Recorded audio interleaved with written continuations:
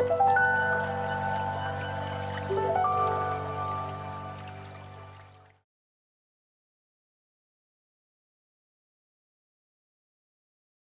tarde a todos, sejam bem-vindos a um dos nossos eventos, né, do Brasil Republicano, Laboratório de História do Brasil República da Universidade Federal Fluminense. Hoje nós estamos com o professor Fábio Koifman, professor da Universidade Federal Rural do Rio de Janeiro, que vem conversar conosco a respeito, um pouco, né, a respeito do seu mais recente lançado livro, Raimundo Souza Dantas, o primeiro embaixador negro, publicado pela editora Saga. O professor possui graduação em Direito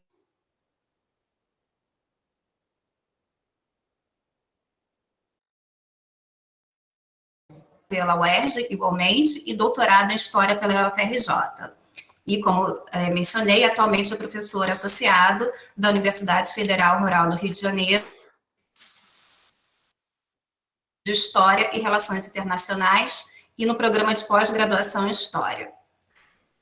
Primeiro, eu quero agradecer imensamente o Fábio ter aceito o convite de participar do nosso evento, e o professor Jones Freire, que é meu colega de departamento, atualmente um dos coordenadores da pós-graduação em História, aceitou também o convite, gentilmente, de integrar o evento e, enfim, gerar aqui uma conversa, um bate-papo sobre a mais recente pesquisa do Fábio. Agradeço também a presença de vários alunos, ex-alunos, orientandos, colegas, do professor Jorge Ferreira, da Lívia, também igualmente do Brasil Republicano, enfim, né, de várias pessoas queridas e pessoas que eu também não conheço, mas que sejam todos bem-vindos. Fábio, vou passar a palavra para você, e já de antemão eu vou fazer um pequeno esclarecimento sobre as suas principais obras publicadas, né, seus três, você tem uma vasta publicação, mas eu destaco 3 livros, talvez você queira destacar outros, mas, enfim, é o Quixote nas Trevas, que é um dos livros mais conhecidos, acredito eu, o Embaixador Luiz Martins de Souza Dantas, e os refugiados do nazismo, do período de 1922 a 42, no qual o Luiz Martins foi embaixador na França e foi publicado pela Record em 2002, fruto da sua dissertação de mestrado. O Imigrante Ideal é um segundo livro sobre o serviço do Ministério da Justiça, do período de 1941 a 45, e a entrada de estrangeiros no Brasil, que é resultado da sua tese de doutorado e foi publicado pela Civilização Brasileira em 2012. E agora, Raimundo Souza Dantas, o primeiro embaixador brasileiro negro, publicado pela Saga. E aí fazendo, às vezes, né, levando alguns, sem intenção, claro, a fazer uma confusão, porque você tem um livro que é muito divulgado e já até virou filme, sobre o embaixador Luiz Martins de Souza Dantas. E agora você está publicando um segundo livro sobre Raimundo Souza Dantas, também embaixador.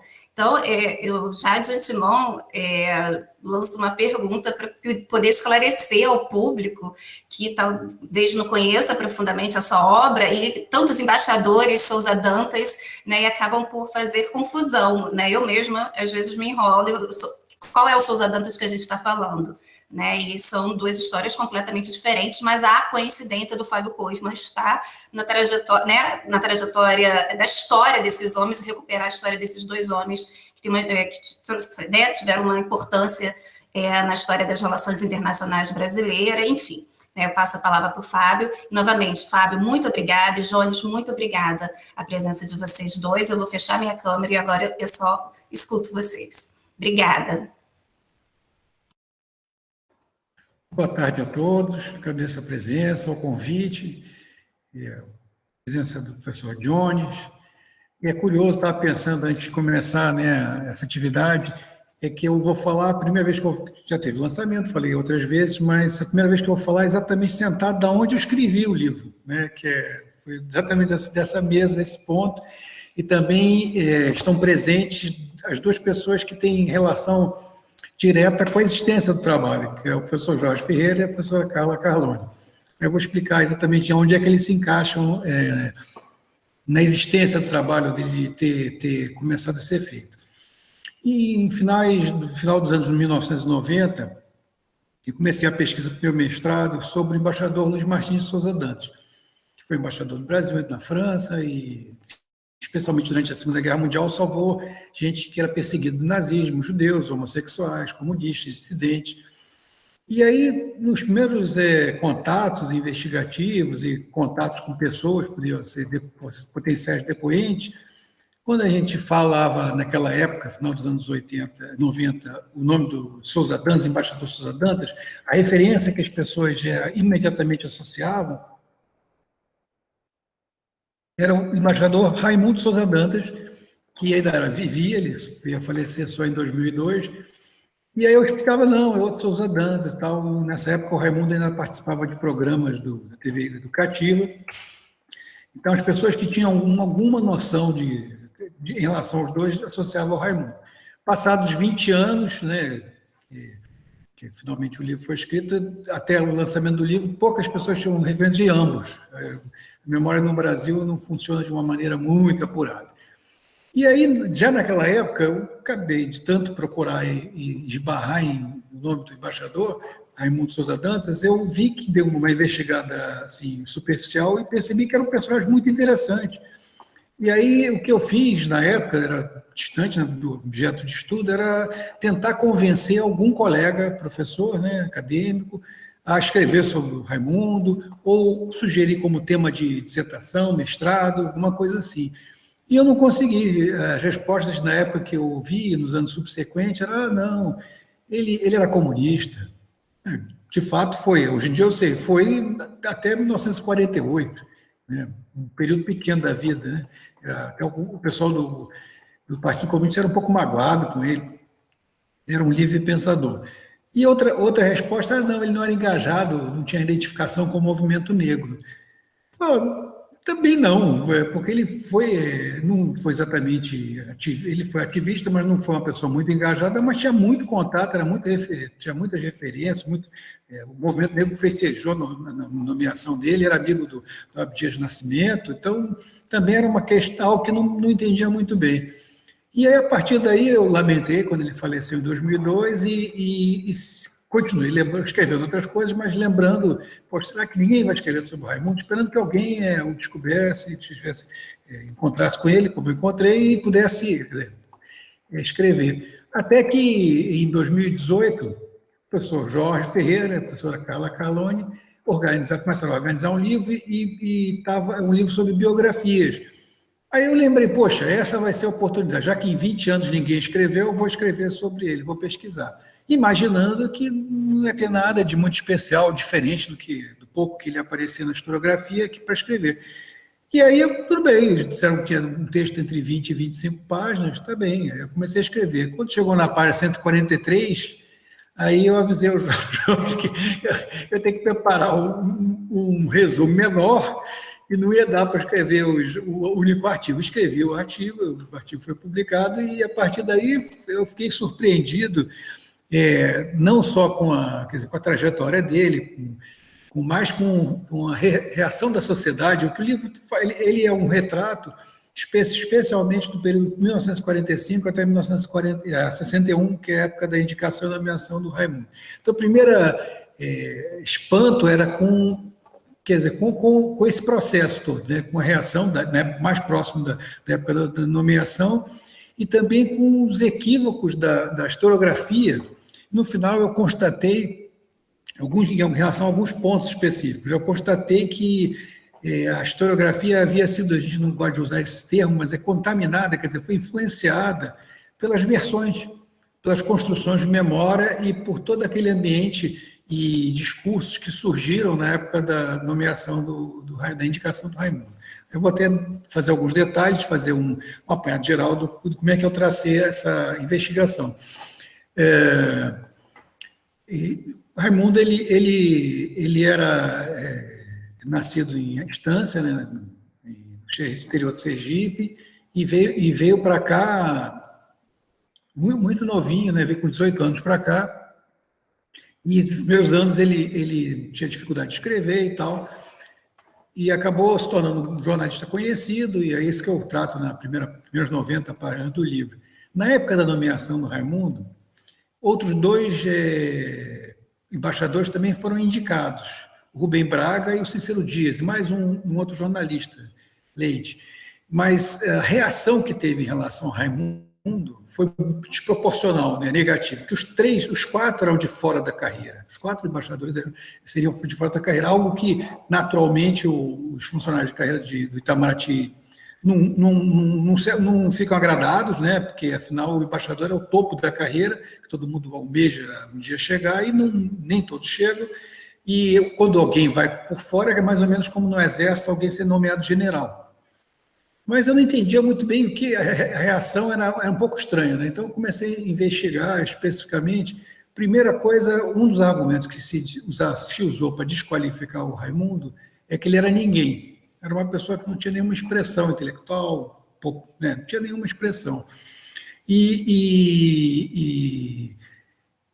Então eu fui investigar isso. Isso é uma das questões que eu fui investigar. A segunda coisa que como se a nomeação dele tivesse caído do céu, fosse uma loucura do Jânio Quadros, quem nomeou foi o Jânio Quadros, como se a nomeação não tivesse nenhuma relação com demandas do movimento negro organizado, né? Como se um dia o Jânio Quadros tivesse acordado e percebido que não tinham representantes negros. Isso também não é verdade, né? Então, eu fui procurar esse contexto e depois procurar onde é que o Raimundo se encaixava nisso. Bom, a trajetória do Raimundo é bastante interessante, entre a chegada dele no Rio de Janeiro em 41, semi-analfabeto, até essa nomeação em 20 anos, né, como embaixador, porque ele chegou aqui, se esforçou para se instruir, ele convivia com gente do meio jornalístico, depois passou a conviver com o pessoal escritor, e logo, já nos anos 40, ele era tido, com as publicações dos primeiros livros, tidos como um dos mais grandes promessas literárias, junto com Clarice Lispector, os maiores nomes que vocês possam imaginar. E a partir daí, até os anos 60, 1960, ele publicou intensamente nos jornais crônicas e textos e comentários e também análise de livros, e dividindo páginas com as pessoas mais importantes da época, os maiores intelectuais da época, Otto Maria Carpo, e por aí vai. Eu listei, eu comecei a colocar no texto, depois era tanto, foi tudo para notas de pé de página, uma quantidade expressiva. E isso, considerando que ele se tornou, além de escritor, jornalista, e trabalhava em vários jornais, fora o trabalho que ele depois arrumou no governo, né? Tinha um posto no governo. Ele trabalhava intensamente e boa parte dos textos que ele escrevia, como reportagens, não eram assinados. Então, hoje em dia, não é possível nem mapear esse trabalho que ele fez na imprensa. Mas o que era assinado, sim, é possível mapear, e é uma quantidade muito grande. Então, a primeira constatação é de que ele era uma pessoa tinha muita expressão em termos de publicação em todas as revistas e jornais importantes.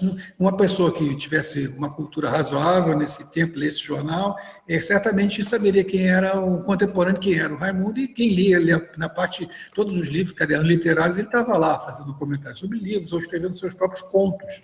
Então, tinha uma quantidade muito grande, muito expressiva.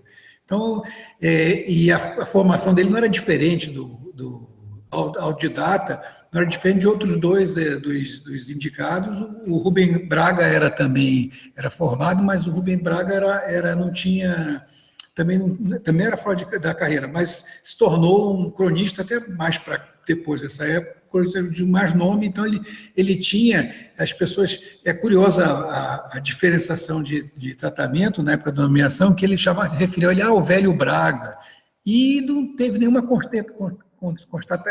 contestação da nomeação dele, né? Isso como são esses 3 que foram nomeados, a gente pode observar que não teve uma diferença muito grande. E na historiografia se dizia que ele tinha sido vítima de racismo, vou depois dar alguns detalhes sobre isso, e também que por conta desse racismo, ele mesmo acabou nas memórias contando isso, né, que tinha sido atacado. E ninguém também nunca tinha levantado isso, a quem exatamente ele estava se referindo. A historiografia constatou ou registrou como racismo, né, no momento que ele foi nomeado, um artigo do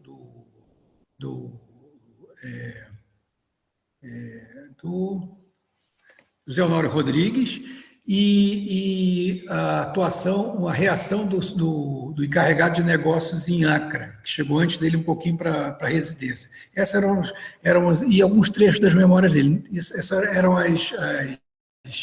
os registros do racismo que o Raimundo teria sofrido, só que deixou de registrar o resto todo, que é uma quantidade expressiva, é impressionante. Aí convém contextualizar um pouco que no pós-1945, aí voltando agora, indo para as demandas, né? Pós-1945, as demandas do movimento negro, houve uma constatação, né, da opinião pública de que o racismo produzia genocídio, produziu o Holocausto. Então, no pós-45, judeus e negros estavam juntos em muitas solenidades, e o discurso do movimento negro era de que, olha só, a continuar o discurso racista, se produz esse tipo de coisa, genocídio, matam as pessoas. E aí as pessoas que eram, vamos dizer assim, educadas, né, passou a ser, ainda não se falava politicamente incorreto, mas passou a ser uma vergonha alguém defender algum ponto de vista racista. Então, todo racista tinha aquelas, como tem hoje em dia, umas desculpas, né, para se colocar como racista. Então, a partir de 45, o movimento negro organizado, mais de um grupo, inclusive, começa a demandar por igualdade de oportunidade na democracia racial brasileira. A gente começa a falar bastante disso, né? Aí começa a ter um maior destaque o Gilberto Freire e outros pensadores antes dele, mas falam muito da democracia racial, e o Brasil usa isso como diplomacia cultural e demandam pela igualdade de oportunidade, e um dos principais paradigmas da ausência dessa igualdade era a Escola de Oficiais do Exército e o Itamaraty. Sendo que nas discussões da Constituinte, né, de 46, apareceu esse assunto e se discutiu bastante, denunciando as limitações que se colocavam. Especificamente o Itamaraty vai dessa época até 1961, a nomeação do Raimundo, a indicação do Raimundo, sistematicamente um novo presidente aparecia, ou aqueles interinos, sistematicamente o movimento negro falava, e outras pessoas intelectuais, gente falava, olha, tem que ter por que o Itamaraty não tem, por que o Brasil não tem um representante, nem falavam nem embaixador, mas um representante na ONU ou em delegações, por que não tem um representante? Esse é o contexto, são demandas, não foi uma conquista do movimento negro, não foi simplesmente uma ideia maluca do Jânio Quadros. E em várias reportagens de jornais, né, colocava o racismo é perceptível, mas o tipo de discurso é bem diferente, ninguém desqualifica, as pessoas não são desqualificadas por não serem brancas, mas se percebe, mesmo naquelas matérias que apareceram bastante vezes, assim, agora os negros têm igualdade dentro da sociedade brasileira, somos uma democracia racial, eles estavam os negros de destaque, né, gente da música, do futebol, e sempre aparecia o Raimundo, sempre aparecia um exemplo de intelectual, né, de que agora sim o país tinha chegado a uma democracia racial ou coisa parecida. E continuavam as demandas. Um exemplo desse ponto de vista, ou do racismo que muda de discurso, em meados dos anos 50, depois de várias matérias denunciando racismo no Itamaraty, o caso de um professor que não conseguiu ser aprovado, vão entrevistar o diretor do Itamaraty. E aí ele diz que eles não são racistas. Na verdade, o mundo é racista. Fora do Brasil tem muito racismo. O Brasil é uma exceção. E aí, por que não tem um representante, um embaixador negro, né, brasileiro negro? Porque no estrangeiro eles são muito racistas. Então, se a gente colocar alguém, representante diplomático brasileiro negro, ele vai encontrar muito racismo no exterior. Então, ele não vai ser convidado para nenhum evento, não vai poder frequentar os meios que o pessoal frequenta, vai ter dificuldade. Então, por causa do racismo dos estrangeiros, a gente é racista, a gente acaba não tendo representantes diplomáticos dentro da Itamaraty, representantes negros. Que é um absurdo, mas claro que é um absurdo, mas assim, ajuda um pouco a entender quantas barreiras o Raimundo teve que ultrapassar, até mesmo porque nesse mesmo período que esse embaixador estava dando essa entrevista, e nos anos anteriores, a diplomacia brasileira exercendo o papel de primeira ponta, né, nas políticas imigratórias, né, isso desde 30, e orientava as representações consulares e diplomáticas a não conceder visto de imigrante para negros e asiáticos, especialmente para negros. Então, do período do Estado Novo, tinha esse projeto do branqueamento, e mesmo que não se... Estava oficialmente nas revistas do SIC, se lê claramente que eles, pós-guerra, queriam manter essa política de branqueamento, porque eles consideravam que o Brasil não chegava ao ponto que deveria chegar por conta do que eles chamavam de má formação étnica do povo. Eles culpavam o povo, né? As elites se consideravam europeias, essas coisas. E aí esse pensamento vai perdurar, depois eu vou voltar a isso, na época da nomeação do Raimundo, que, na verdade, os estrangeiros são racistas e não os brasileiros. E aí começa a ter já no final dos anos 50, independência dos países africanos e uma maior conscientização, de um modo geral, no mundo, mas o racismo ainda é muito persistente, e aí essas demandas seguem intensamente por igualdade de oportunidades, aparece esse discurso da sociedade, e o Jânio Quadros, ele nomeou inicialmente o Raimundo como oficial de gabinete. Né? Essa foi a primeira parte da nomeação dele, em fevereiro. E depois, em 14 de abril de 1961, nomeou ele como embaixador, indicou ele como embaixador. A historiografia, quando foi tratada desse período da indicação, disse o seguinte, que a sociedade recebeu mal, especialmente, inclusive, os intelectuais. E aí dá como exemplo o José Honório Rodrigues. O José Honório Rodrigues escreveu um artigo chamado Racismo às Avessas. E, segundo a historiografia, o José Honório Rodrigues achou que a nomeação do primeiro embaixador negro, por ser negro, ainda mais para a África, era uma forma de racismo às avessas. Racismo às avessas é uma expressão que foi usada correntemente antes e tal, e com diferentes sentidos também. E se repetiu isso, que como se o Brasil não devesse nomear por conta de ser negro, assim, essas coisas todas. E eu fui investigar, eu descobri uma coisa muito curiosa. O José Honório Rodrigues não falou que era racismo às avessas na época da nomeação do Raimundo para o posto de embaixador. Ele falou antes, quando o Raimundo foi indicado para oficial de gabinete. Oficial de gabinete, tem vários oficiais de gabinete. Aí, nessa época, o José Honório Rodrigues ficou muito zangado, porque a imprensa publicou que o cargo, a função do Raimundo seria não só oficial de gabinete, mas também auxiliar o Jânio em assuntos relacionados à África e à Ásia. Né? Auxiliar, alguma coisa assim. E eu fui entender o que aconteceu com o José Honório Rodrigues, que é um grande nome, um grande historiador, que ele achou que para ter uma reação tão né, intensa, pública assim. Aí eu descobri o seguinte, que ele estava publicando, já desde o início de fevereiro, uma série de artigos sobre a África. Ele se considerava um especialista em África e publicou depois um livro sobre a África. E aí ele se sentiu desprestigiado, porque, afinal, por que ia ser um conselheiro do presidente? Ele não queria ser oficial de gabinete, mas ele queria ser conselheiro. Por que o presidente chama uma pessoa que não é, no ponto de vista dele, qualificado, como ele, né?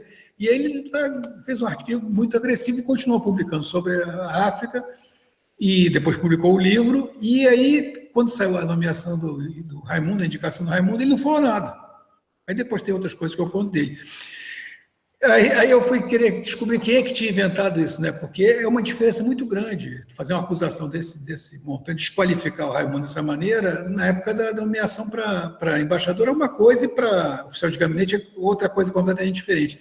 Eu descobri que quem inventou isso foi o próprio José Honório Rodrigues. Na primeira edição não aparecia, na segunda edição do livro ele colocou Racismo às Avessas e colocou uma nota de pé de página, dando como fonte o jornal que ele publicou esse artigo. Só que ele não chama atenção que são pela diferença cronológica, né? que o artigo foi publicado a propósito de outro assunto. Isso a historiografia acabou continuando. A segunda surpresa dentro da historiografia, também na época da nomeação, isso é trágico, né? Que dizer que o próprio Nkrumah, né, que foi o presidente de Gana, ele ficou indignado e achou horrível a nomeação de um negro para a África, que devia ter sido nomeado para a Suécia, para a Suíça, para a Suécia. E aí eu encontrei na imprensa um artigo do dia seguinte da indicação do Raimundo, a capa do Globo, dizendo exatamente a mesma coisa, dizendo que absurdo ter nomeado o Raimundo e que tinha que ser para um país de maioria branca. A lógica disso aí não é absurda, né? Dizer o seguinte, poxa, hoje em dia, na nossa realidade, né, dizer o seguinte, o Brasil deve mandar representante diplomático, embaixador negro, para todos os lugares, porque brancos, negros, não de maioria branca ou negra, não levando em consideração isso. A questão é que, por que deve ter nomeado? Porque a maioria da população é afrodescendente e o quadro diplomático deve fazer espelho ao que a gente tem aqui. Se tivesse igualdade de oportunidade, um posto como o de embaixador ou da carreira diplomática tinha que ser disputado por todo mundo em igualdade de condições. Quer dizer, não tem nenhum problema dizer que a gente deve ter representante em qualquer país do mundo, de qualquer origem ou qualquer cor, etc. Mas naquele contexto, que era o primeiro desde a história do Brasil, né, que não tinha nenhum embaixador, nenhum representante negro, e demorou segundo. Quer dizer, a quebra do paradigma é importante por si só, tanto é que o movimento negro adorou a nomeação, ninguém questionou, ninguém falou que devia ser para outro país. Mas aqui no Brasil, primeiro, o editor do Globo, que tinha sido inclusive, ministro, né, do Itamaraty, né, de Relações Exteriores, ele fez esse artigo e, a partir daí, se incorporou essa ideia de que devia ter, em vez de, como eu falei, em vez de se dizer abertamente que incomodava alguém de origem pobre, humilde, nordestino, sem família conhecida, apesar do sobrenome ser o mesmo do Souza Dantas, não ter parentesco, e negro, não deveria ser mandado, não deveria ter sido assumir esse posto que é de privilégio das elites brasileiras. De qualquer maneira, por isso que eles falavam isso, não, tinha que ter sido mandado para outro lugar. E, a partir daí, essa história do dever ser mandado para outro lugar, ela vai seguindo, né, que devia ter sido mandado para outro lugar, e quando o Raimundo chega em Gana e é recebido pelo Nkrumah, também inventam que ele teria dito isso. Depois eu vou falar mais adiante quando é que ele falou isso. Ele também, bom, já posso até dizer, ele é recebido, dizem que no Brasil que ele foi muito mal recebido. Primeiro inventam que o agreement demorou muito, que o Nkrumah estava zangado, que achou... O Nkrumah é um líder, desde 1957, com a independência de Gana, um líder africano dos maiores importantes do mundo, dentro da África e na história do século XX. Né? Eu estava lendo uma pessoa super considerada, tiveram uma eleição, foi lembrada como um dos mais importantes. Era uma pessoa muito engajada, né, nas causas e tudo, no movimento. E aí ele teria ficado zangado com a nomeação de um embaixador negro. É uma coisa que soa meio absurdo, mas isso é o que foi passado. E aí, por estar zangado, ele primeiro atrasou o envio do agreement, quer dizer, a concordância do governo de Gana em receber o Raimundo. E o que é uma mentira também, porque, por exemplo, o agreement do Rubem Braga chegou bem depois. Então, ninguém falou, a imprensa ficou maciçamente falando que o Nkrumah estava, que o governo de Gana estava incomodado porque estava demorando chegar o agreement, mas não é verdade, não chegou o agreement. Chegou dentro do prazo lá, dentro do que eles puderam mandar. A segunda mentira que inventaram é que o Nkrumah demorou 3 meses para receber o Raimundo, né, para poder receber as credenciais. É mentira, ele demorou 8 dias. Né? Terceira mentira que inventaram, isso está na historiografia. Poucos colegas nossos fazem algum tipo de questionamento, como o Jair Dávila, mas a maioria simplesmente aceitou isso. Que ele ficou muito zangado em receber, por conta, tratou mal e que a missão dele não teria dado certo por conta disso. Só que eu encontrei, além dos registros, fotografias, isso está no livro, né? Fotografias, a maneira que o Raimundo foi recebido foge completamente do padrão, os próprios ganeses falaram isso. Ele foi recebido lá, fez um brinde, e depois começaram a rir, tem fotos disso, saiu na imprensa de Gana também, dançaram juntos. dançaram as gargalhadas, ele foi muito bem recebido, não tem nada disso. E outros brasileiros estiveram lá no navio, né, falaram que o Raimundo tinha um prestígio enorme, escrevendo, né, outra solenidade que o Krumah foi dentro da borda de um navio brasileiro, só um órgão de imprensa, para não dizer que ele foi mal recebido, disse que ele tinha cometido uma gafe terrível, tinha dançado com o Krumah, como se fosse uma gafe. Isso para os estudiosos de história da África Ocidental, isso o embaixador Passeu me esclareceu. O líder dançar com alguém estrangeiro é uma honra assim, sem tamanho, é uma grande honraria. Tanto é que a Rainha Elizabeth depois dançou com ele, mas ninguém falou que era uma gafe. A partir daí, continua as notícias, os registros, essa recepção ruim, né? Porque na imprensa, eu acabei pulando algumas coisas, mas a imprensa foi sempre falando mal, acabei esquecendo de dizer que na sabatina que o Senado fez, ele se preparou muito, também ajudado por gente do Itamaraty, porque nem todo mundo do Itamaraty ficou contrariado por racismo ou por outra questão e se solidarizou e ajudou ele. Teve muita gente que ajudou, ele foi estudar, inclusive, a biblioteca do Itamaraty. Para vocês terem uma ideia da resistência, né, dos setores da sociedade, quando ele foi na sabatina, que durou horas e foi super difícil, uma das coisas que fizeram com ele, um senador colocou um mapa mundi antigo, né, e pediu para ele apontar onde é que era a Gana, o mapa mundi. E o mapa não tinha Gana ainda, né? Era uma pegadinha, era para humilhar o Raimundo. Nunca vi em história de nenhuma sabatina de ninguém, de um embaixador, que alguém tenha feito uma coisa dessas. É uma humilhação absurda. Ele sabia exatamente onde era e falou: isso aqui, ó, essa ponta aqui não está indicado que esse mapa é antigo. Isso é absurdo, completamente absurdo. De qualquer maneira, voltando lá à história do Krumah, né? Seguiu-se com essa história de que ele tinha sido mal recebido, que o presidente estava contrariado, até que, bom, depois que voltou o Raimundo, né, já acabou a missão dele na África, começou a aparecer na historiografia, primeiro numa tese de um norte-americano, né, Wayne, escrita em 1968, acho que defendida em 71, a entrevista com alguém, que ele não quis dizer quem era, que descreveu a nomeação do Raimundo com um equívoco, como se dizendo o seguinte, que um brasileiro teve com o Krumah e o Krumah teria confidenciado a ele que ele achava um absurdo nomearem um negro para Gana, que deveria, na verdade, ter nomeado para a Suécia e tal, essas coisas. Não tinha identificação. Depois dos anos 80 e 90 e 2000, na historiografia, aparece o depoimento do Cândido Mendes de Almeida, que é o dono da Universidade Cândido Mendes, dizendo que ele ouviu do Krumah exatamente a mesma coisa, que no Brasil tinha que ter mandado o Raimundo. Qual a importância dessa frase?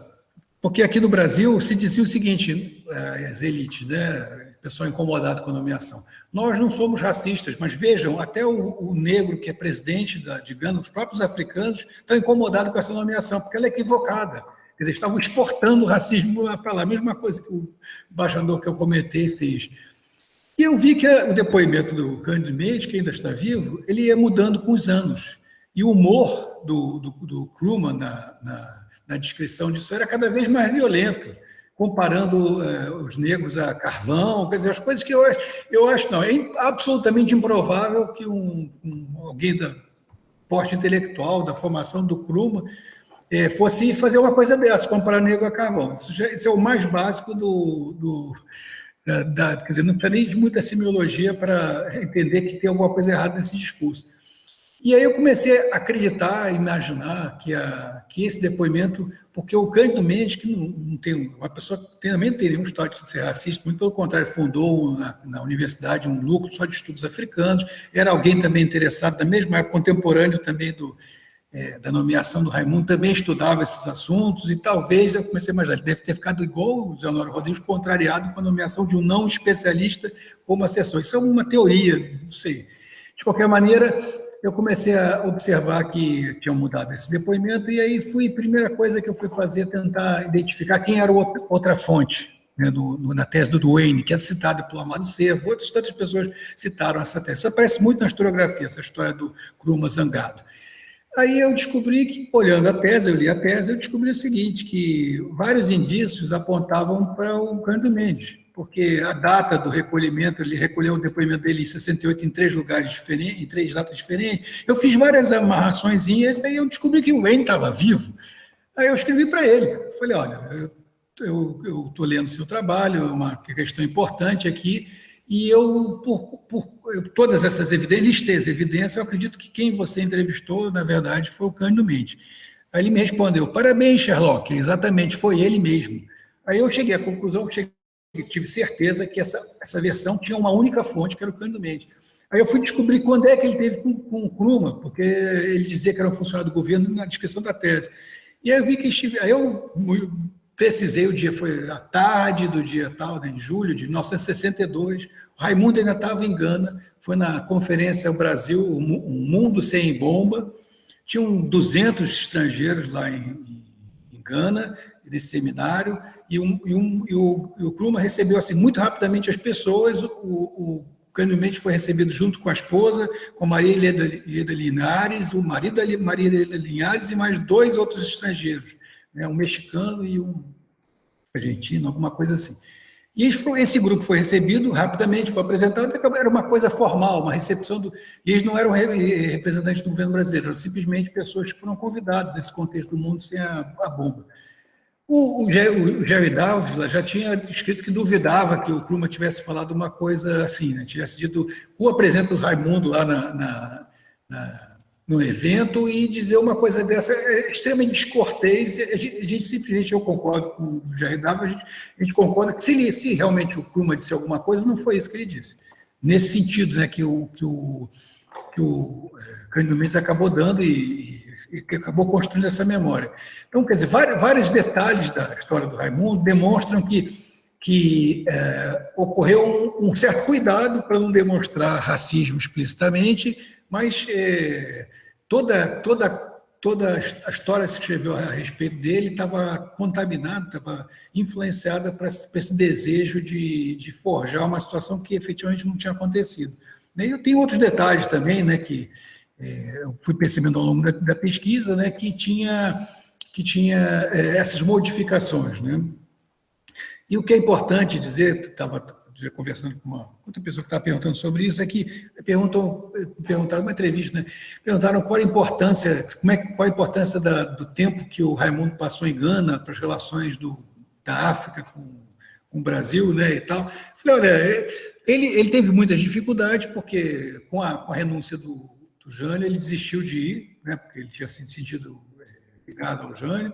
Depois, quando o João Goulart assumiu a presidência, nomeou ele de novo, mas a mudança de governo, todo o ímpeto que o Jânio Quadros tinha em relação à aproximação com a África, mesmo com uma política um pouco titubeante, porque eles apoiavam também, de certa maneira, Portugal, com as suas colônias e tal, mas arrefeceu e diminuiu muito com João Goulart, que também teve um governo muito conturbado, problemático, não tinha tanta interesse em manter essa aproximação com a África, e ele foi praticamente esquecido lá em Gana, né?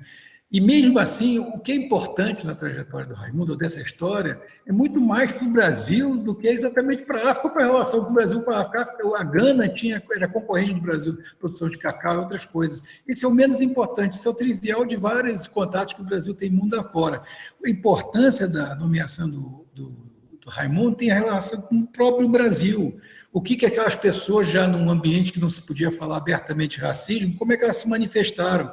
Essas desculpas, essas desqualificações que ali surgiram, continuam acontecendo até os dias de hoje, né?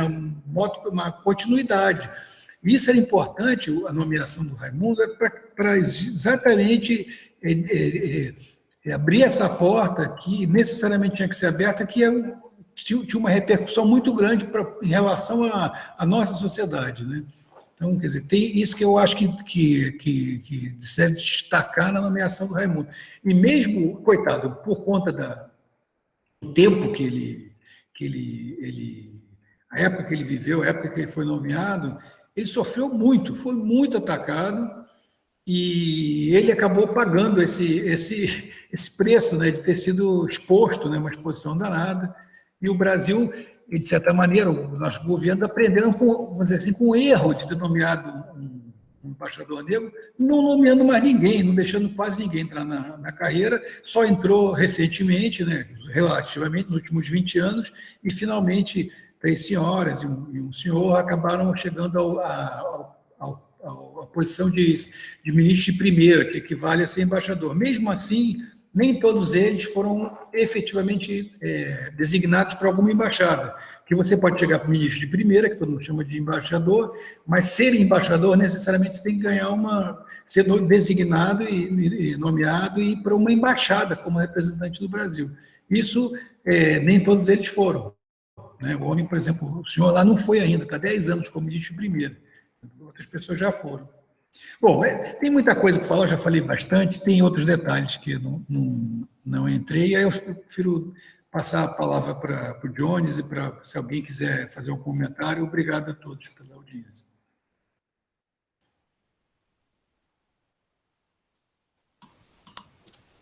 Fábio, obrigada pela apresentação. Realmente, eu convido a todos a lerem o livro e também temos outras palestras e entrevistas suas com o próprio, depois você poderia até falar um pouquinho, né, com o próprio, se eu não estou enganada, com o próprio filho do Raimundo, não é isso?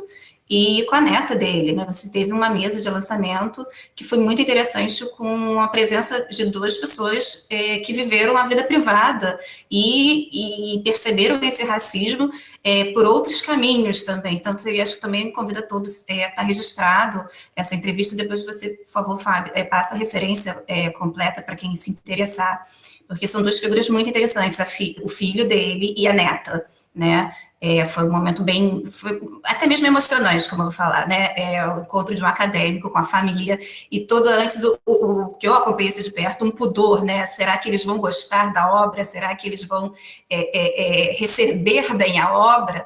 Né? Porque tem um tabu por cima dessa obra, né? E pelo contrário, foi, né, para felicidade, assim, acho que, nossa, foi uma boa recepção. Ficaram, enfim, Fábio, depois você comenta, porque senão eu vou acabar falando demais. E eu passo a palavra para o Jones, novamente. Jones, muito obrigada, fica à vontade, e a conversa agora é de vocês 2.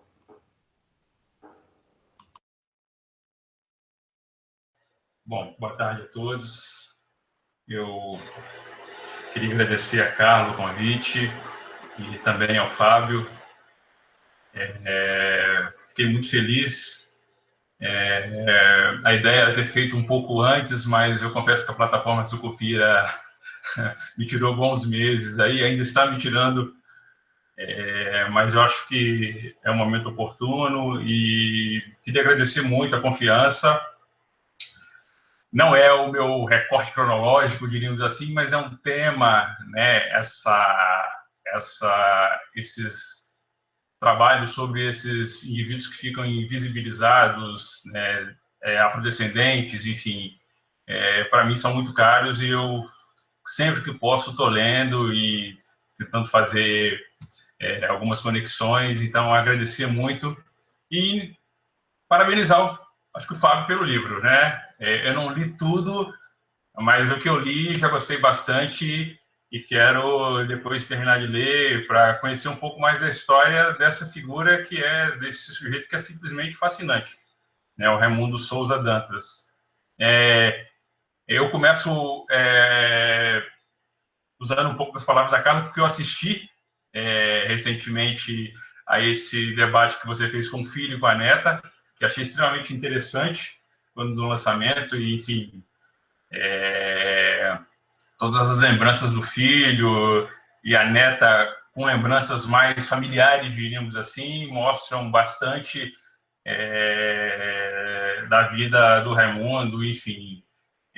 E, salvo engano, também aquela informação que me parece absolutamente interessante, né, que o Fábio pode dizer depois se eu estiver equivocado, mas que acho que é o Paulo, filho, né? O nome é Paulo, se não me engano. Paulo. Roberto. Roberto dizendo que uma das tias se casa com Edson Carneiro, se não me falha a memória. Então, eu vou falar um pouco disso, que são as redes, né? Como é que essas redes são interessantes, e devem, em algum sentido, ter feito aí, tido importância na trajetória desse indivíduo aí. Como disse para vocês, um tema bastante importante. Acho que o Fábio falou aí, é uma pesquisa de fôlego, né? Você contou a história aí do Cândido Mendes, mas tem outras coisas que você faz no livro que é trabalho de formiguinha. Peraí, vamos ver, é aqui, né? E isso se debate com a historiografia, né? De novo, concordo com a Carla, eu recomendo a todos que comprem o livro. Eu acho que é uma trajetória de um personagem bastante complexo, tem uma vida complexa, né? E um pouco daquilo que você diz na introdução, né? O objetivo do livro também é animar outros pesquisadores a continuarem aí fazendo uma biografia e etc e tal. Acho que tem várias vertentes, né? Você disse aí, eu ia escrever 20 páginas, acabou escrevendo 400. Né? Eu acredito que esse personagem vai dar muitas outras possibilidades para os jovens pesquisadores aí, né? Um sujeito, um escritor, um jornalista, um funcionário público, né? E aí, nesse sentido, uma coisa que eu queria talvez abordar, que eu acho que você deveria talvez pudesse falar um pouco pra gente, que é a questão que eu acho que é absolutamente fundamental para a trajetória dele, que é a questão da educação.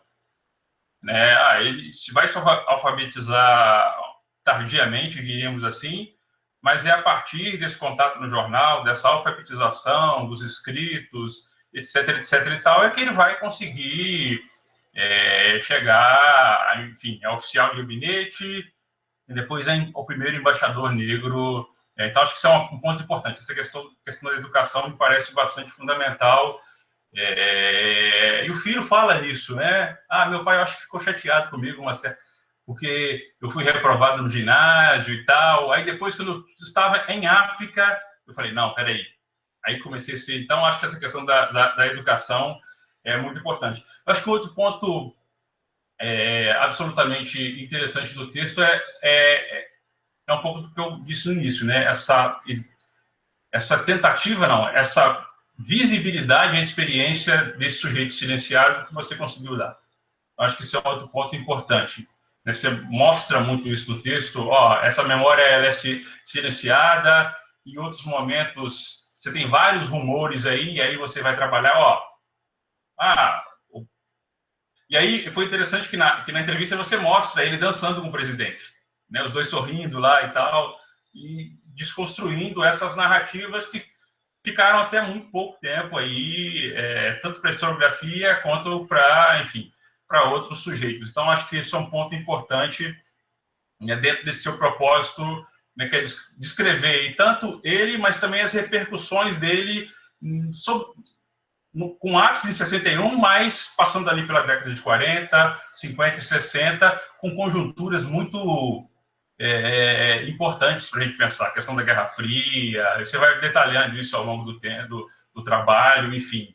E eu acho que outro ponto importante do livro, né, é uma coisa que às vezes eu falo muito para os meus alunos: diz o que você vai fazer e o que você não vai fazer, para que depois não venham te cobrar. E aí você tem, né, olha, meu trabalho eu pretendo fazer isso e eu não quero fazer aquilo outro. Não é uma bibliografia, é uma biografia plena, né? Não quero me aprofundar aqui nos debates sobre o racismo, nem sobre o movimento negro, e também nem sobre a política externa, sobretudo do Jango depois, mas do Jânio Quadros. Então, acho que isso é um ponto importante. E outra questão importante, se fosse um livro sobre escravidão, a gente ia falar assim: o Fábio está trazendo o protagonismo desses indivíduos. Que é uma palavra que, para nós, da escravidão ficou muito cara a partir da década de 80. Né? Mais do que agência, a ideia de protagonismo, né? Que esses indivíduos eram sujeitos históricos nos processos nos quais eles estavam inseridos. Então, acho que esse é um ponto importante, e é o protagonismo desse indivíduo no momento de formação ainda, né, de uma experiência nacional, de uma cidadania. Então, acho que isso é um ponto importante do seu trabalho também. Então, acho que essa é uma questão importante. Eu sempre fico pensando, a gente que vai para arquivos e acaba lendo diversos trabalhos sobre o tema, o período escravista, o período pós-abolição e tal, que é uma coisa que os pesquisadores falam muito, que é a questão do silêncio dos arquivos.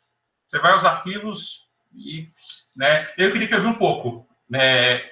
Apesar dele fazer parte do Estado, e aí você ter documentação do Estado quando isso, você percebeu esse silêncio? Há um silêncio sobre esse indivíduo nos documentos oficiais, enfim, nos arquivos, enfim, acho que essa é uma questão importante que vale a pena a gente talvez entender, né? E apesar de haver essa documentação oficial, né, ela também pode estar lá, mas pode estar silenciando uma série de outros aspectos, né, que não estão ali, que não deveriam aparecer, né? Eu fiquei fascinado aí como eu já disse para você, com essa ideia das conjunturas, né, nesse período aí, né, você vai ter a ênfase lá em 61, né? O Raimundo, essa nomeação dele, mas ele enquanto escritor, ele enquanto funcionário público vai estar no momento aí inserido, num momento que tem muitos um contexto tanto interno quanto externo bastante dinâmico, né? E do ponto de vista, você diz isso lá no texto, do ponto de vista da política externa, é um momento onde se pretende modificar a imagem que o exterior tem do Brasil. Então, acho que, nesse sentido, ele está aí confluindo nesse momento aí. E há umas semanas atrás, por conta de uma outra questão, e aí eu não vou entrar no mérito do trabalho, não, mas eu estava lendo A Diplomacia na Construção do Brasil, do Rupes e Cúpero. E aí ele tem a parte lá destinada ao Jânio Quadros, e ele vai dizer, né, que o fato que mais concorreu para desestabilizar o ambiente político no momento dele foi justamente a política externa, né, que, enfim, provocou uma crise institucional, é um momento que ele estava mais preocupado com esse olhar que você falou para a África, né, e ele, enquanto indivíduo, ele tinha um estilo, ele vai dizer, brusco e chocante, ele vai falar, eu era oficial de gabinete do Afonso Arinos, eu convivi de perto e tal. E eu queria te perguntar, como é que... É claro que essa desestabilização desse ambiente político não é por conta do envio do Raimundo para lá, mas como é que ele se insere nesse momento? Então, acho que eu queria te ouvir um pouco isso. Não é isso, não é o Raimundo que vai causar essa desestabilização. Longe de mim pensar isso, mas é que eu ouvi pensar um pouco sobre esse Raimundo, né, nesses contextos políticos, né, e a atuação que ele vai ter. E outro ponto que eu queria te ouvir, e que isso me chamou a atenção na entrevista da neta e do filho, né? Que eu estou chamando, vou usar um termo que a gente usa, enfim, na escravidão e tal, que é a ideia de redes. Eu estou pensando nas redes familiares, de sociabilidade, de solidariedade, e nessas redes que eu vou chamar, entre aspas, de intelectuais. Acho que isso foi de fundamental importância para a trajetória dele. Desde lá, da primeira parte do livro, onde você fala, vou mostrar esse cara aqui, se alfabetizando aos 18, vencendo as barreiras, etc e tal. É claro que é muito mérito dele, mas eu acredito que essas redes familiares, de sociabilidade, de solidariedade intelectuais ajudaram nesse momento aí de vencer essas barreiras, enfim. Quer dizer, morando no Rio de Janeiro, né, que é um polo intelectual bastante importante, ele trabalhou em alguns jornais bastante importantes, né? Tem aí uma coisa. E aí eu fiquei pensando também que é um indivíduo que vai adquirir todo esse know-how, que obviamente vai estar antenado com o que está acontecendo no momento. Eu me arriscaria a dizer, se ele não leu tudo, mas que ele, por conta dessas redes e por conta do que escreve e tal, ele conhece Café de Senzala, ele conhece Florestan, ele, em alguma medida, pode ter contato com, se não com tudo, mas com muitas coisas que foram discutidas na Escola Paulista de Sociologia, que está pensar o negro, a herança cultural do negro, o negro no pós-abolição, né? Está trabalhando com uma ideia, entre aspas, de democracia racial. Essa bagagem toda, né, eu imagino que ele tenha, né, com quase absoluta certeza. Né? São coisas que ele manejava por conta dessas redes, por conta da leitura. Então, a questão do branqueamento, a questão da miscigenação, né, como eu disse, essa ideia de democracia racial que você vai dizer logo na introdução do seu livro, mais de uma vez, né, que é o cartão de visitas da diplomacia cultural brasileira. Então, como é que ele opera isso? Então, acho que isso é um ponto importante também que eu queria te ouvir falar um pouco mais. E aí, o historiador da escravidão, né, ficou, na hora que você falou Gana, eu fiquei... claro que... Claro não, mas é muito pouco provável que tanto ele ou, enfim, o Jânio Quadros tenham pensado nisso que eu estou perguntando aqui agora. Mas são duas perguntas em uma, em Gana. Por que o primeiro lugar é Gana, na África subsaariana? E aí a segunda que vai... que eu acho que eu tento explicar um pouco do que eu disse, porque talvez nem ele, nem o Jânio tenham pensado nisso. Porque, coincidência ou não, o primeiro grande volume de escravos no Brasil vem dessa região, que é a Costa do Ouro e a Costa dos Escravos. Não estou dizendo que o Jânio pensa, os primeiros vêm de lá, vamos mandar ele para lá. Mas, coincidência ou não, acho que um aspecto importante para poder entender. Eu confesso para você que se a gente tivesse numa mesa de bar e faríamos isso com a pandemia, e você me pergunta assim, Johnny, chuta qual a primeira localidade da África, talvez eu chutasse Angola. Por conta do idioma, por conta dessa segunda metade do século XVIII até longe do século XIX, ter trazido... Então, acho que Gana, eu fiquei assim, curioso mesmo, né? E uma outra questão importante que eu queria te perguntar e que surgiu agora da sua enfim, qual é a visão do Raimundo de África? Qual a visão dele de África? E uma outra coisa, ele produz muito depois que ele volta, né? E aí é uma curiosidade mesmo. Há algum livro onde ele faça menção, algum conto, algum romance, que, olha, isso aqui tem a ver com os tempos que ele passou em África. Então, assim, é uma curiosidade mesmo se há alguma obra dele onde apareçam essas questões, não necessariamente do ofício dele enquanto embaixador, mas das tradições que ele aprendeu, da cultura e tal, que apareça algum romance, alguma coisa assim. Então, acho que isso é um ponto importante. E uma outra questão importante, Fábio, que eu queria também ouvir falar, quer dizer, que é a dimensão da violência. Ele não sofreu uma violência física, mas até por conta do próprio Estado, em alguma medida, enfim, da imprensa, ele sofreu uma violência simbólica. Né? Então, eu queria te ouvir falar um pouco disso, e eu acho que isso deve ter feito muito... o filho diz lá, né? Eu fiquei muito magoado quando eu estudava no Leblon e ouvi alguns comentários dos colegas e tal. Né? E depois, quando ele faz uma autobiografia, ele fala um pouco de algumas coisas. Então, acho que essa violência, assim, deve ter acompanhado ele ao longo do tempo, enfim. E essa ideia, ele efetivamente se engajou numa luta antirracista? Então, acho que eu queria também te ouvir falar um pouco disso. Percebo que algumas coisas, né, não necessariamente são tratadas no livro, mas acho que instigam e podem instigar outras pessoas a falar também. Né? E são, como eu disse, eu não sou um conhecedor do período, mas eu queria te ouvir, porque eu acho que talvez, quiçá, dê para escrever mais 400 páginas, pegando outras tantas... Não sei se você vai fazer isso, mas outras pessoas podem fazer. Né? E no momento, Fábio, que eu acho que é muito atual.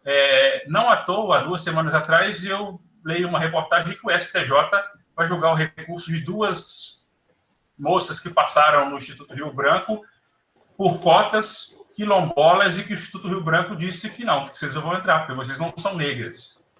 Então, você está dizendo aí, teve o Raimundo, ficou um longo tempo sem, agora nós temos alguns indivíduos, e mesmo o cara lá no patamar, no último patamar antes de ser indicado, ainda não foi indicado.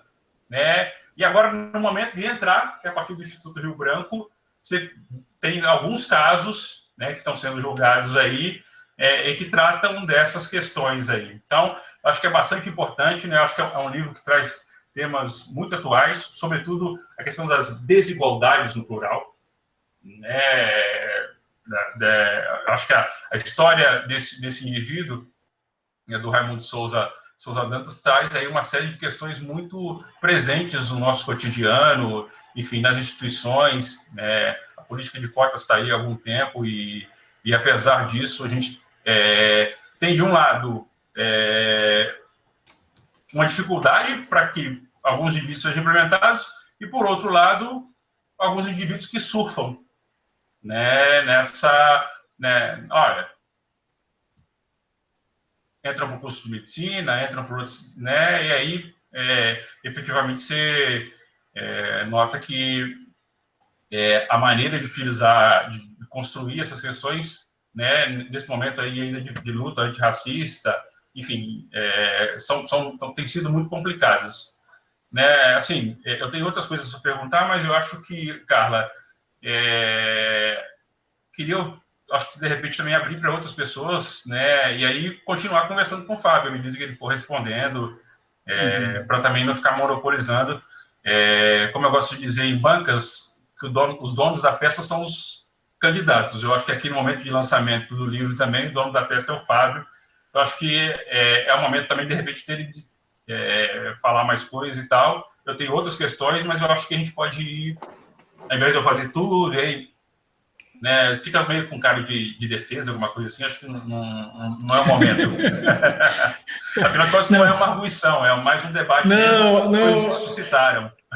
Não, mas é muito bom, porque escrever o texto é uma solidão danada. Quando alguém conversa com você sobre isso, é uma maravilha, né? Pois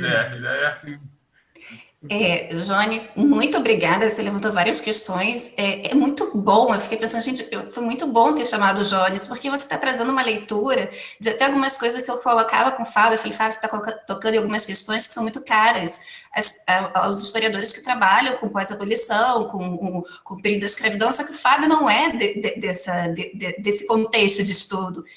E aí eu fiz, e assim, acho que foi muito bom o Jones ler que você trouxe essa dimensão, que até eu, que também não sou especialista, mas, cara, tem muitas questões aí, né, atravessando a trajetória, até mesmo o silêncio, como só em 2020 e 2021 que a gente vem falar desse indivíduo, desse sujeito, que não é um sujeito que veio lá do 19, né, ele está ali na década de 60, 70, 80, ele morreu, se eu não me engano, né, Fábio, nos anos 2002.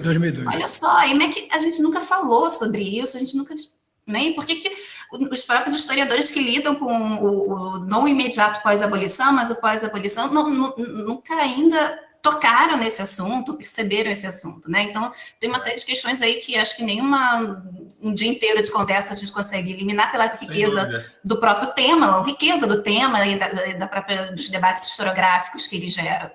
Mas para a gente não poder tentar adiantar um pouco, quem quiser e se sentir à vontade, fazer perguntas no chat, que o Fábio pode ir acompanhando também, depois que ele, enfim, né, for fazendo considerações a inúmeras questões que o Jones ficou aqui, que eu também estou super curiosa. Pode ser assim? Uma questão importante, Carla, quer dizer, eu achei assim, a introdução, o livro, enfim, muito, muito, muito interessante.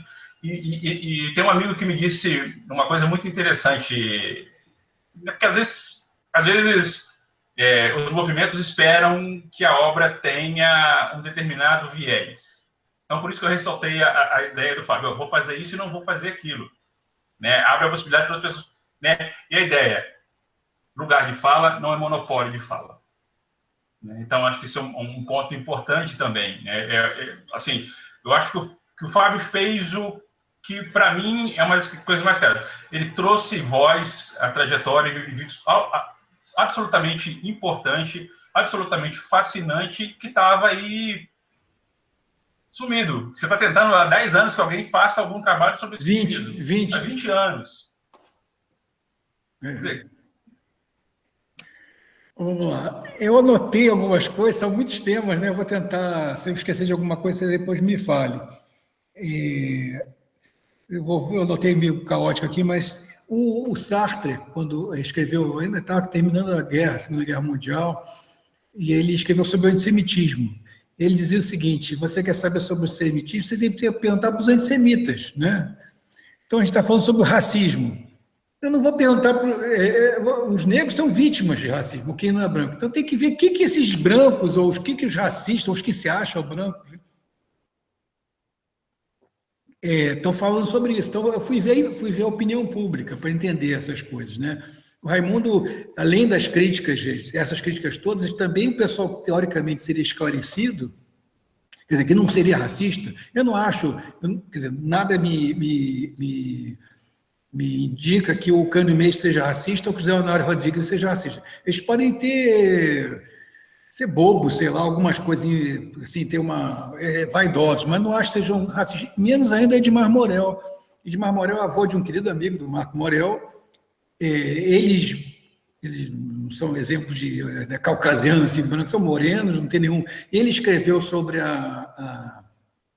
foi o primeiro autor que estudou o Almirante Negro, ele não é racista. O Edmar Morel, ele ataca terrivelmente o Raimundo, né?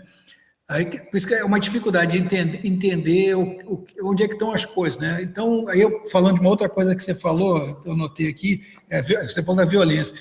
É uma violência terrível, né? Muito ataque absurdo, questionando tudo que você possa imaginar, dinheiro, e outras coisas, baixarias, assim, uma quantidade enorme. Ele disse coisas que me machucaram muito, mas aí eu fui pegar essas coisas, né? Um absurdo, né? Coisas muito, muito violentas.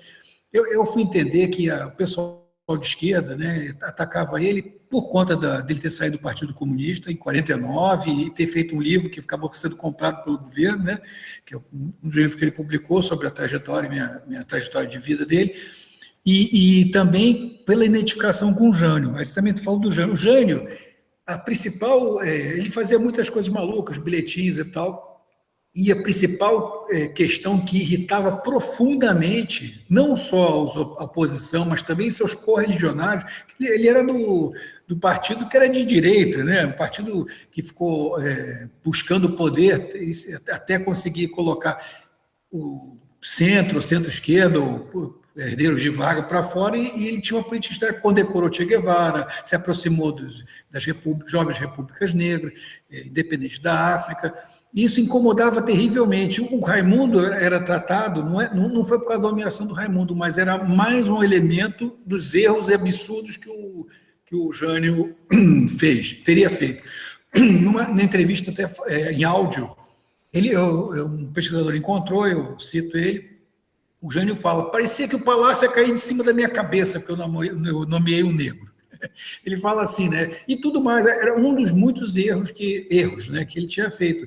O que ele estava fazendo era conduzir a política externa sem ideologia, de acordo com os interesses do Brasil, que é o ideal. Não interessa que ele era um cara conservador, mas tinha que se aproximar de quem potencialmente podia melhorar as condições de vida dos brasileiros. Isso que é a essência da coisa, e foi muito atacado por isso. A violência, eu já te disse. Você vai gostar de saber, o Brasil, eu não sei o quanto eles sabiam sobre Gana e a cultura, a relação com o Brasil. O Raimundo sabia profundamente. Ele logo chegou lá, saiu correndo, tem uma foto, que é uma beleza, a história da foto também é bonita, que ele sentado, está no livro, essa foto, ele sentado num bando de gente, né, linda foto, as pessoas bonitas assim, que são só descendentes de escravos brasileiros que voltaram para lá saber um pouco de português, e a comunidade inteira lá, e ele interagiu muito com essas pessoas, com quem tinha relação, e ele escreveu sobre isso, e nos anos subsequentes à volta dele ao Brasil, ele fez palestras sobre isso, ele virou um grande especialista. Tem detalhes sobre isso nesse livro que está disponibilizado na internet, eu te mando depois o link, que é o livro de memórias dele, que ele fala dos contatos que teve, os filhos ainda têm objetos e tal, e essa fotografia só chegou aos dias de hoje para... um exemplo, né, de como é a memória dos brasileiros. Um camarada que ele fez um esforço para ser nomeado, um jornalista, ele, esqueci o nome, mas é um nome diferente, ele foi finalmente para Gana, o governo brasileiro demorou a pagar o salário dele, o próprio Raimundo pagava o salário dele, e ele tirou retratos, né? Nem ajudou no final muito bem Raimundo, mas esse retrato foi tirado por ele, é muito bom o retrato, tem outros retratos que ele tirou.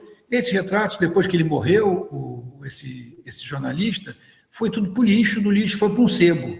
Aí um camarada estava andando no sebo, encontrou as fotos do Raimundo em Gana, e aí deu de presente, comprou e mandou para o J.R. Dávila, que é um brasilianista aí dos Estados Unidos, e ele que me deu autorização para usar. Quase foi embora mesmo, né? Isso é uma coisa interessante. Sobre por que Gana, né? Gana, o Krumah, como eu disse, o Krumah era um grande líder africano, daquelas jovens repúblicas, procurasse entre todas aquelas jovens repúblicas que estavam se tornando independentes no final dos anos 50 e dos anos 60, ele era o cara mais assim, importante, o líder mais significativo. Então, o Brasil tinha que começar com o maior. Aí mandou para lá.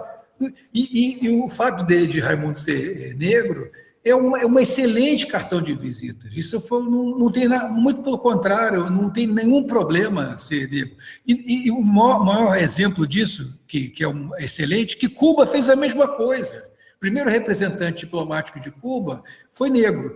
Agora, o que é curioso, o pessoal vai, alguém teve interlocuções, né, que a gente vai...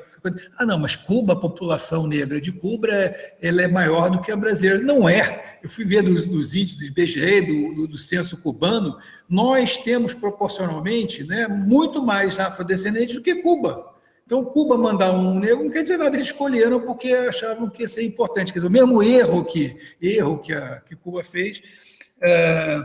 E para diplomacia, o que é diplomacia cultural? Um conjunto de coisas, né? Esse pessoal fala de que você pode aproximar os países sem necessariamente só apontar dinheiro ou que chama soft power, hard power, você chegar e se aproximar de uma maneira que conquiste muito mais pela simpatia e pela identificação do que por qualquer outra questão. Que é exatamente o que o Raimundo fez. O Raimundo chegou lá e teve essa boa receptividade, né? Ele, o Krugman falou para você não tem hora de vir no meu palácio, você pode vir a qualquer hora. Ele só não foi melhor recebido porque o Krugman tinha acabado de sofrer um golpe de Estado.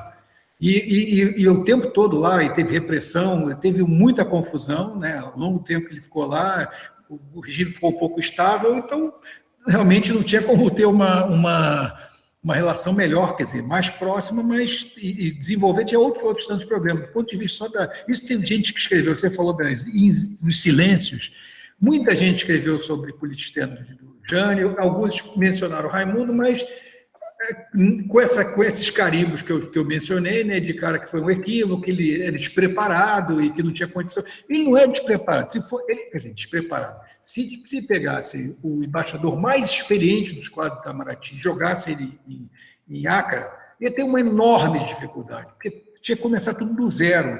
Enquanto vai para uma embaixada já pronta como Lisboa, que tem Brasil, está lá há mais de 100 anos, está tudo prontinho, a casa é própria, tem um staff contratado local.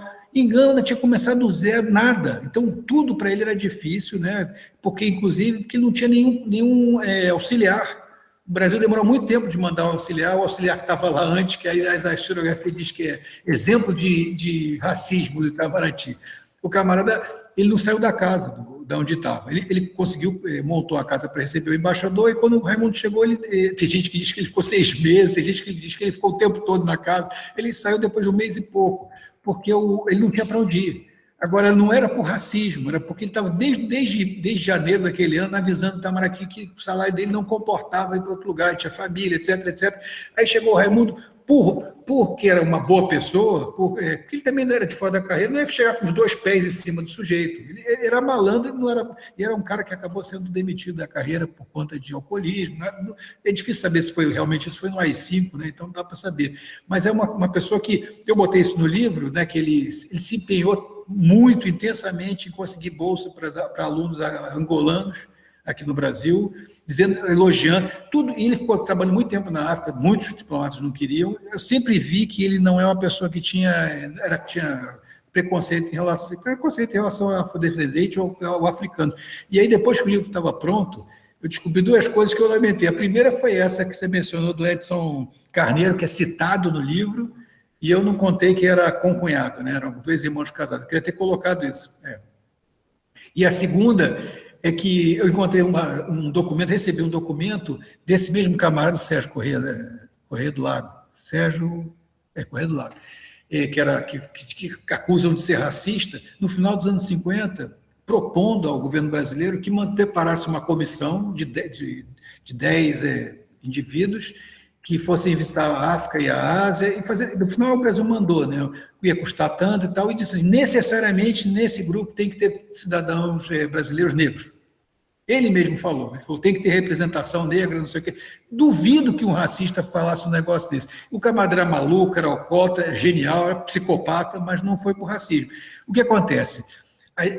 As pessoas, quando falaram desse episódio, disseram que era por conta de racismo, esqueceram o resto todo. Ficou, ele foi vítima, foi vítima de racismo, o camarada se recusou a sair da casa. Pronto, se você der busca na internet, você vai ver todo mundo falando isso. E o resto todo, e o Senado, e a imprensa, opinião pública, e todos os problemas que ele teve ficam totalmente apagados, ninguém lembra disso. E depois falam que a culpa não era ou desse camarada, ou a culpa dos próprios ganenses que receberam ele mal, que acharam que era uma má ideia, né, de nomear ele para a Gana. Deixa eu ver, tem mais algumas coisas. Você falou de a continuação desse trabalho, olha só.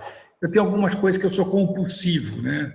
Uma delas é detalhes em relação às biografias, né, das pessoas. 90% das pessoas que são citadas, eu indico o nome completo, ano de nascimento, ano de morte. Alguns são pessoas completamente esquecidas, outras, principalmente do movimento negro, eu fiquei espantado, que todo mundo, o Raimundo ajudou a fundar uma entidade, né, ligada ao movimento negro, é um dos fundadores. A internet toda, todos os artigos científicos, o livro fala fulano, fulano e fulano, e fulano e fulano, esqueci os nomes, mas aí eu percebi, tem uma coisa estranha, não tem nada desses camaradas. Eu escrevi para vários colegas que escrevem sobre os assuntos, ninguém tinha a menor ideia nem do nome completo, nem nada de nascimento, que é importante para você mapear o cara. Aí eu descobri primeiro que eram vários os fundadores, e todo mundo só repetiu os mesmos, porque o primeiro que escreveu só citou esses, mas eu descobri os outros. E aí descobri que o Ney tinha morrido com 104 anos, eu não achava de jeito nenhum, morreu há 2 anos atrás, eu não achava de jeito nenhum, e aí eu botei o nome completo. Isso é para também, que eu abro várias portas, quem lê vai perceber, e eu não chego até o final, não aprofundo, porque eu quero que alguém escreva sobre isso, senão eu me perco, né? Então, por isso que eu fui assim, vários assuntos, eu tenho fé que é importante, porque eu não consegui, eu acho que é insuficiente que eu trabalhei em relação a tudo isso, as demandas do movimento ao longo dos anos 50, um tenor negro que eu também tratei, né? Tem coisas que tem que se aprofundar. O que mais você falou de Cuba? Cuba eu já mencionei, o Edson Carneiro. Não sei se eu esqueci de alguma coisa. Não, acho que só uma coisa. Como eu disse, eu assisti o que você botou aqui no chat, enfim, a live que você fez com... e você mostrou lá umas 5, 6, 7 fotos dele, né? E, assim, um sujeito boa praça, né? Você olha para as fotos dele, um sorriso lá, todo... Então, acho que isso é um ponto importante também. Acho que talvez, eu queria que eu vi um pouco mais, assim, a coisa da... Quer dizer, o Edson tá dentro disso que eu vou perguntar, mas essas redes, e essas redes dele... intelectuais, enfim, de sociabilidade, solidariedade, um pouco daquilo, né? Você está mostrando a trajetória, as experiências, as estratégias, né? Porque ele tinha um sujeito que sabe transitar aqui no Brasil, internamente, no Estado, soube transitar lá em Gana, então tem muita experiência, tem muita estratégia. E é isso, tem essas redes de sociabilidade, essas redes familiares, né, que vão dar esse know-how para ele. Eu acho que isso é um ponto importante aí.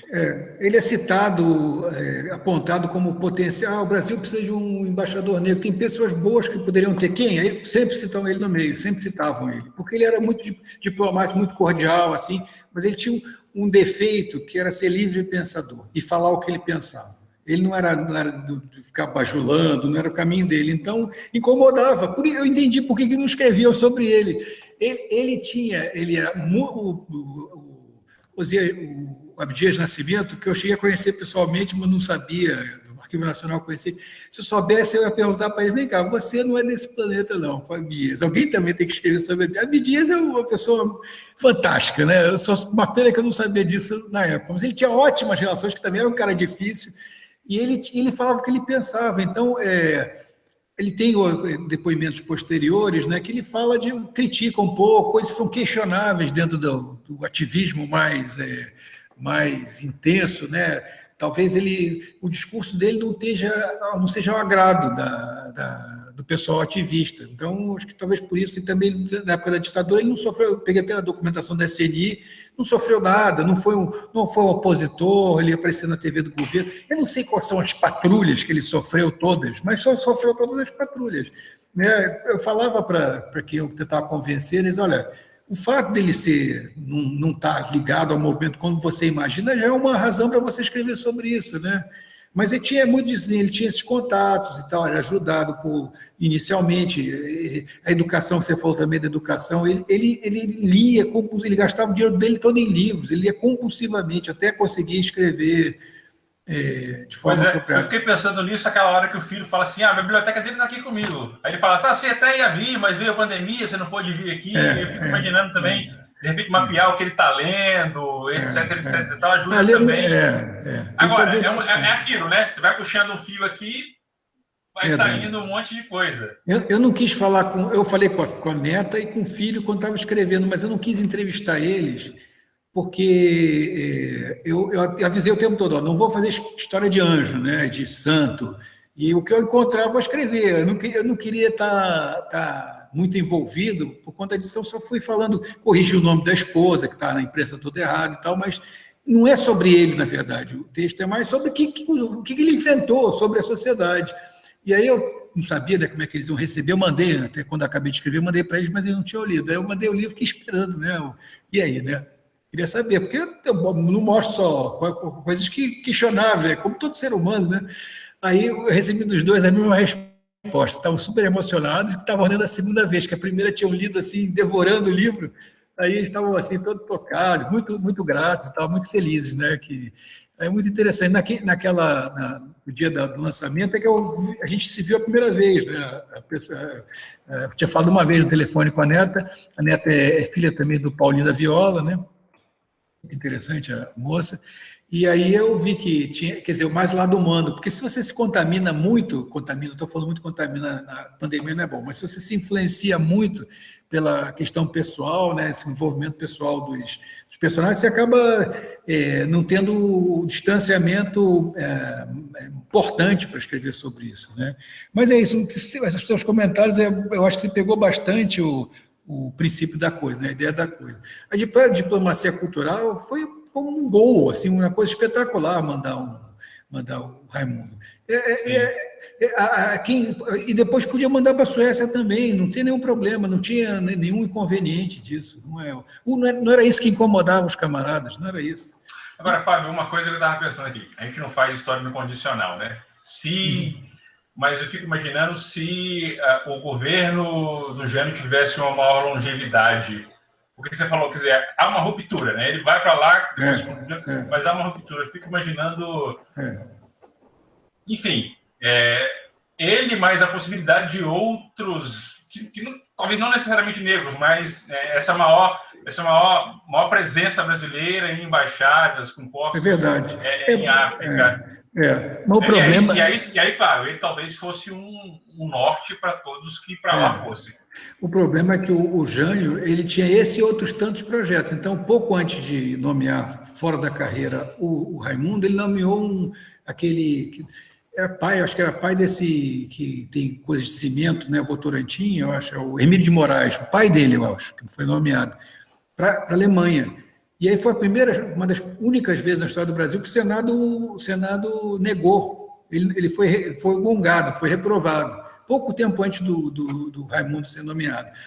E aí, por que ele foi nomeado? Porque ele que patrocinou a campanha do Jânio Quadros, era o cara que bancava o Jânio Quadros. Aí o pessoal estava zangado com o Jânio Quadros, aí quando foi o Raimundo, estava tudo indo contra, todas as coisas indo contra. E também os outros dois, Rubem Baga foi mandado para a África também, mas foi para Marrocos. E o pintor Cícero Dias para o Senegal. E o quarto camarada para Israel. Quer dizer, não estavam nomeando ninguém para a Europa nisso, né? E a estadia lá do Rubem Braga foi relativamente curta, ele dizia que estava doente o tempo inteiro, não saiu nada, mas ninguém fala disso. Ninguém diz coisa nenhuma. A diferença de tratamento é impressionante de todos, né? Da recepção, do que eles dizem, é uma coisa assim. O Cícero Dias acabou não sendo efetivado, né? Porque o João Goulart não confirmou a nomeação dele. Ele ficou no Copacabana Palace meses com a filha e com a esposa e ainda acabou não sendo nomeado. Mas ele trabalhava lá na França, mas não trabalhava na França com uma diplomacia, exatamente, né? Assim. É interessante como é que você chama de rumores, né? Como é que isso impregna na trajetória e aí se torna uma verdade mesmo, quer dizer. Exatamente, é fofoca.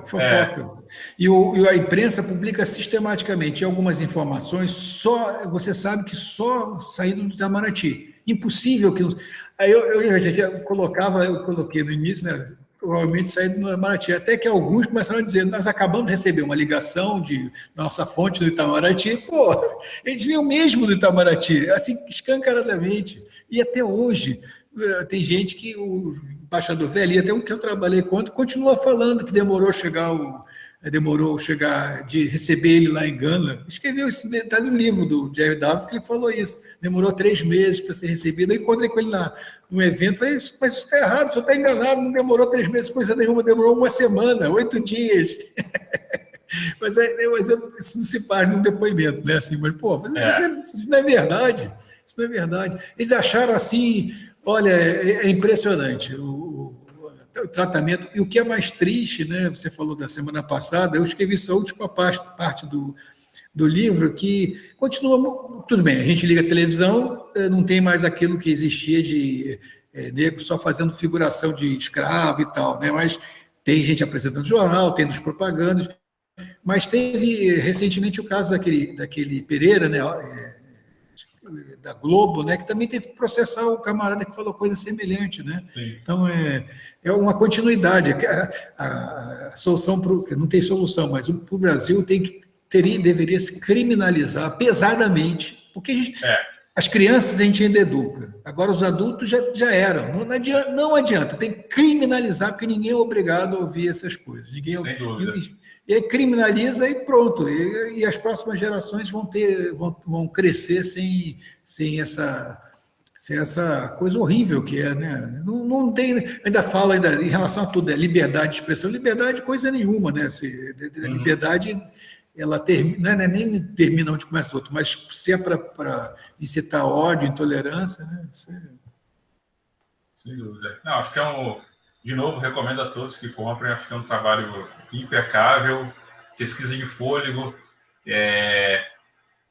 Eu acho que para os alunos vai ser muito bom, para a gente que não necessariamente trabalha com um recorte cronológico, mas se interessa por histórias desses indivíduos, e para o público geral, né?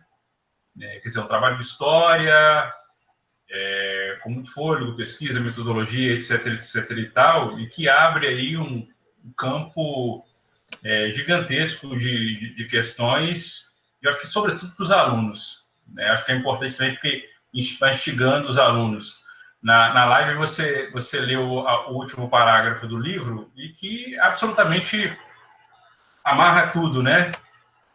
Então acho que só te parabenizar mesmo pelo trabalho, dizer que assim que eu encerrar Sucupira, pretendo terminar, enfim, ler mais a fundo. Talvez faça como o neto e o filho, leia a primeira vez rapidão e depois volte para ler, porque é uma leitura muito gravada e você escreve muito bem também, né, o que ajuda muito na leitura. Sem aquele monte de epistemologicamente, aquele linguajar que os historiadores às vezes gostam de utilizar. Obrigado, Júnior, obrigado. Jones, obrigada, Fábio, também. Agora eu vou fazer uma pequena intervenção, eu fiquei pensando, né? Eu acho que o Raimundo, o personagem sofre de uma série o esquecimento ou silenciamento do personagem, da trajetória dele, da experiência dele, sofre de vários lados. Tem a questão do racismo, tem a questão da problemática da política externa, e aí eu fiquei pensando, eu não tinha pensado nessa questão. Tem do corte político também, né? Não é só o governo Jânio Quadros que é um governo problemático. Essa experiência de 46 a 64, ela é considerada por muito tempo pela historiografia e por alguns ainda hoje como uma experiência de democracia que deve ser criticada, né? Democracia populista, tanto pelas esquerdas quanto pelas direitas posteriores, né? Esse período de 46 a 64 foi muito bombardeado pela historiografia, como uma falsa democracia, uma democracia... as esquerdas acusavam, né, a esquerda dentro da historiografia, uma democracia liberal, com um analfabeto não votava, e isso aí deve ser criticado, obviamente, né? E o Partido Comunista estava na ilegalidade, então não era uma democracia. Que democracia era essa? Eu acho complicado, porque a experiência de democracia é uma experiência de democracia onde, a meu ver, você tem um engajamento popular crescente e que é interrompido em 64, né? E pensando em democracia como um processo de amadurecimento. Já as direitas acusam um período de ser um período das esquerdas estarem, enfim, né, tomando conta dos espaços de poder, e, portanto, é um período que deve ser deslegitimado como experiência de democracia também, o que justificou o golpe de 64. Acaba que Raimundo fica, não sei se é perdida a palavra correta, mas em meio a esses problemas todos de construção, tanto de memória quanto construção de historiografia e dos discursos políticos, né? Política, é a questão étnica e racial que está intrínseca, mas são várias questões que estão colocadas aí que fazem com que esse personagem fique perdido. Em pleno 2020, 2021, a gente começa a descobri-lo, né? O Fábio descobriu há mais de 20 anos, mas ninguém tinha se proposto, né? E eu não sei se o Fábio, talvez não tenha ficado muito claro para alguns, né, que houve o posicionamento, né, de pessoas que escrevem sobre o movimento negro, se interessam, são reconhecidos academicamente, mas dizem, não vale a pena escrever sobre ele. Depois, né? Não vale a pena escrever sobre ele. Aí, entendeu? Porque ele não teria ocupado determinado papel e teria tido determinadas falas que nós achamos que seja a correta, que nós privilegiamos, damos maior espaço. Então ninguém escreveu sobre ele, nem cá nem lá. Né? E essa questão do local de fala aí entra toda uma problemática que a trajetória dele levanta, tanto para hoje quanto para o período que ele viveu e a trajetória dele, que é bem difícil e mostra o quanto o racismo no Brasil e a questão das relações étnicas e raciais no Brasil são extremamente difíceis de ser pensadas. Mas o que o Johnny levantou dessa questão de Gana, que eu também desconhecia, enfim, né? Nem desconhecia, mas não tinha feito essa conexão. Que página linda da história da diplomacia brasileira que começa aí e que não sei, né, para onde ela depois vai, dessa aproximação do Brasil, os especialistas em relações internacionais que depois respondam, se o Fábio tiver alguma coisa. Que página linda que é aberta aí, né, desse encontro desse embaixador com filhos, netos, descendentes de escravos que vieram para o Brasil e depois encontram com eles em Gana. Não é lindo só no sentido, como é que eu posso dizer, infantil da palavra, né? Mas de construção de uma identidade cultural e de estreitamento de laços que foi interrompido. Aí entra a questão política, foi interrompido com a crise política de Jânio, o problema todo que é o governo dele também é um governo que também é pessimamente estudado por conta de toda... tem aí questões sérias, por que ele é pessimamente estudado, em poucos trabalhos sobre Jânio Quadros, então o Raimundo ele fica perdido na historiografia, aquele personagem perdido por uma série de questões. Mas como o Johnny falou, eu fiquei muito tocada, né? Que página linda da diplomacia brasileira e desse encontro cultural que foi aberta, e eu não sei como se desdobrou isso posteriormente, né? É aquilo que você falou, e se? Né? Imagina, e se? Né? Pelas fotografias. Fábio, é uma pena que você não tenha passado essas fotografias aqui para a gente. É verdade. Uma coisa que eu esqueci, né? Lembrei agora que a Carla falou, é do Gilberto Freire, que você mencionou. Gilberto Freire passou a ser associado à democracia racial brasileira. Só que, nesse momento, ele estava um negócio, ele era contra a emancipação dos povos africanos, as independências todas. Ele era pago pelo governo português, ia lá para Portugal, acho que chegou a ser embaixador lá em Portugal. Ele era contra, ele tinha aderido a Salazar, e escrevia textos nos jornais dizendo não precisa ser independente, não. E Portugal tem uma uma dominação bastante cordial, tranquila e tal.